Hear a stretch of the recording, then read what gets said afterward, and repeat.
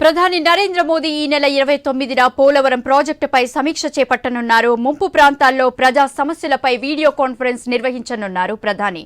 ఈ క్రమంలో ఏపీ, తెలంగాణ, ఛత్తీస్గఢ్, ఒడిశా సీఎస్లకు ఆయన సూచనలు ఇవ్వనున్నారు. 2027 నాటికి పోలవరం పూర్తి చేయాలని లక్ష్యంగా పెట్టుకుంది కేంద్ర రాష్ట్ర ప్రభుత్వాలు. రిజర్వాయర్లో నీటి నిల్వ కోసం 4 రాష్ట్రాల్లో ముంపు ప్రాంతాల్లో ప్రజాభిప్రాయ సేకరణ చేపట్టనున్నారు. ప్రాజెక్టు భూసేకరణ, నిర్వాసితులకు పునరావాస కల్పన గడువులోగా పనులన్నీ పూర్తి చేయడంపై అంశాలపై ప్రధాని మోదీ సమీక్ష నిర్వహించనున్నారు. దీనిపై మరింత సమాచారం మా ప్రతినిధి భార్గవ్ ఫోన్ లైన్ లో అందిస్తారు. భార్గవ్, పోలవరం ప్రాజెక్టు అటు దేశవ్యాప్తంగా కూడా తీవ్రంగా చర్చనీయాంశమైనటువంటి నేపథ్యంలో ప్రతి ప్రభుత్వము కూడా ఆ ప్రాజెక్టును పూర్తి చేస్తామని చెప్తున్నప్పటికీ ప్రస్తుతం తాజాగా ఎన్డీఏ కూటమి ప్రభుత్వం ఏర్పడిన తర్వాత దాన్ని పూర్తి చేసే దిశగా అడుగులు వేగంగా కదుపుతుందని కూడా చెప్పుకోవచ్చు. ఇప్పటికే సీఎం చంద్రబాబు ఎప్పటికప్పుడు పోలవరం ప్రాజెక్టును స్వయంగా పరిశీలిస్తున్న నేపథ్యంలో ఇప్పుడు తాజాగా దేశ ప్రధాని నరేంద్ర మోదీ ఈ నెల 29న పోలవరం ప్రాజెక్టు పనులపై సమీక్ష చేయబోతున్నారు. స్వయంగా మోదీనే ఈ సమీక్ష చేయనున్న నేపథ్యంలో పోలవరం ప్రాజెక్టుకు ఉన్నటువంటి జాతీయ స్థాయిలో సమస్యలన్నీ కూడా ఈ సమీక్షతో పూర్తిగా కూడా అవన్నీ కూడా సమసిపోతాయనేది ప్రస్తుతం అందరూ భావిస్తున్నటువంటి పరిస్థితి కూడా ఉంది. ఎందుకంటే ఇందులో కేవలం ఆంధ్రప్రదేశ్ లోనే కాకుండా తెలంగాణ, ఛత్తీస్గఢ్, ఒడిశా రాష్ట్రాలకు సంబంధించి కూడా అటు భూభాగం అక్కడ ముంపుకు గురవుతున్నటువంటి పరిస్థితి కూడా ఉంది. పూర్తి నీటి మట్టం 45.72 మీటర్ల మేరకు నీటిని నిల్వ చేస్తే కనుక పోలవరం ప్రాజెక్టులో ఈ పక్క రాష్ట్రాలకు కూడా ముంపు గురేటువంటి అవకాశం ఉన్న నేపథ్యంలో ఆయా రాష్ట్రాల సీఎస్లతో జలవనరుల శాఖ ప్రధాన అధికారులతో కూడా ప్రధాని మోదీ సమీక్ష చేయబోతున్నట్లయితే తెలుస్తోంది. మొత్తం 2027 డిసెంబర్ నాటికి దీన్ని పూర్తి చేస్తామని ఇప్పటికే సీఎం చంద్రబాబు స్పష్టం చేసిన నేపథ్యంలో అందుకు సంబంధించి అన్ని అవరోధాలు కూడా అధిగమించారంటే కనుక ఖచ్చితంగా మోదీ ప్రాతినిధ్యంలో జరగబోయే సమీక్షలోనే ఒక క్లారిటీ రాబోతుందని కూడా చెప్పుకోవచ్చు. ఎందుకంటే అక్కడ మిగిలిన రాష్ట్రాలకు కూడా పూర్తి పరిహారం ఇవ్వాల్సి ఉంది.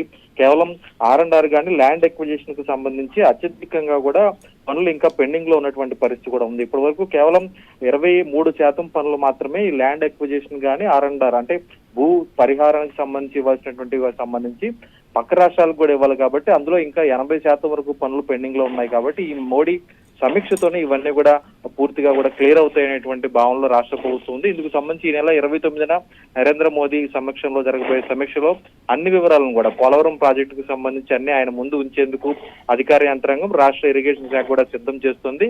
అటు పోలవరం ప్రాజెక్టు ప్రాంతంలో కూడా ఇప్పటికే కేంద్ర బృందాలు, అంతర్జాతీయ స్థాయి బృందాలు కూడా పర్యటించి అక్కడ పెండింగ్ లో ఉన్నటువంటి వర్క్ కు సంబంధించి ఒక డిజైన్ లో రూపకల్పనలో అలాగే ఇంకా జరగాల్సినటువంటి పనులకు సంబంధించి ఒక క్లారిటీ అనేది నివేదిక ఇవ్వడంతో ఆ నివేదికను కూడా నరేంద్ర మోదీ వద్ద ఈ సమీక్షలో ఉంచేటువంటి అవకాశం కనిపిస్తుంది. దీంతో పాటు ప్రాజెక్టు ముంపు గ్రామాలకు సంబంధించి భూసేకరణకు సంబంధించి అలాగే నిర్వాసితులకు కల్పించాల్సిన పునరావాస కల్పనకు సంబంధించి కూడా ఈ సమీక్షలో చర్చకు రానున్న నేపథ్యంలో ప్రజాభిప్రాయ సేకరణ కూడా నరేంద్ర మోదీ వద్ద ఉంచేటువంటి అవకాశం అయితే కనిపిస్తుంది. ఖచ్చితంగా ఈ నెల 29న జరగబోయే పోలవరం ప్రాజెక్టు ప్రధాని సమీక్షలో అయితే పోలవరం ప్రాజెక్టుకి సంబంధించి పూర్తిగా కూడా ఒక క్లారిటీ రాబోతుందని కూడా చెప్పుకోవచ్చు. ఎందుకంటే మొత్తం 47,725 కోట్ల రూపాయలకు చెందినటువంటి ఈ ప్రాజెక్టులో భారీ ప్రాజెక్టు కావడంతో ఇప్పటికే అటు కేంద్రం అత్యధికంగా నిధులు కూడా వెచ్చిస్తూ వచ్చింది. ఇటీవల కాలంలో ఎన్డీఏ కూటమి అధికారంలోకి వచ్చిన తర్వాత ఇంకా తొలి ప్రాజెక్టుకు సంబంధించి తొలి దశ పనులకు సంబంధించి మరొక 12,000 కోట్ల రూపాయల పనులు మాత్రమే పెండింగ్ లో ఉన్నాయి. కాబట్టి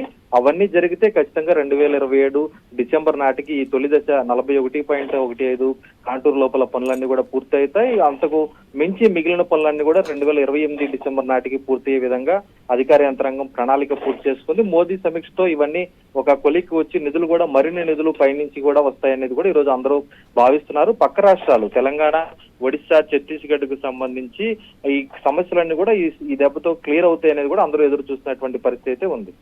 అయితే భార్గవ్, మరి ఈ ముంపు వల్ల ఎలాంటి ప్రమాదాలు వచ్చే ఛాన్సెస్ ఉన్నాయి?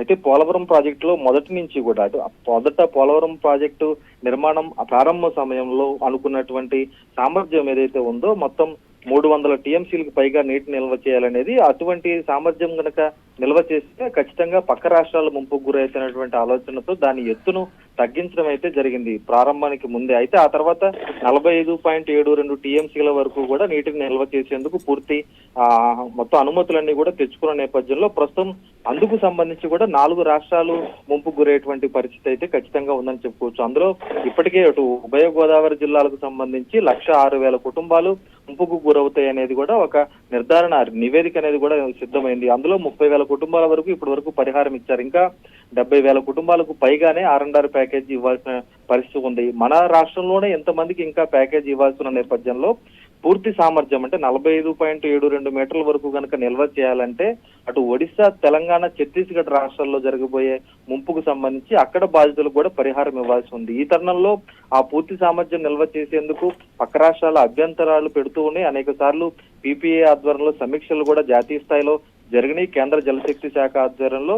అయితే దానికి సంబంధించి వారికి స్పష్టమైనటువంటి పరిహారం ఇంకా అందకపోవడంతో వారు ఎప్పటికప్పుడు అభ్యంతరాలు చెబుతూనే ఉన్నారు. ఒకవేళ ప్రాజెక్టు పూర్తయితే కనుక ఖచ్చితంగా నీటిని నిల్వ చేస్తారు అత్యధిక సామర్థ్యంలో, మేము ముంపు గురవుతాం, ఆ తర్వాత పరిహారం ఎవరిస్తారనేది పక్క రాష్ట్రాల నుంచి వినిపిస్తున్నటువంటి ప్రశ్న.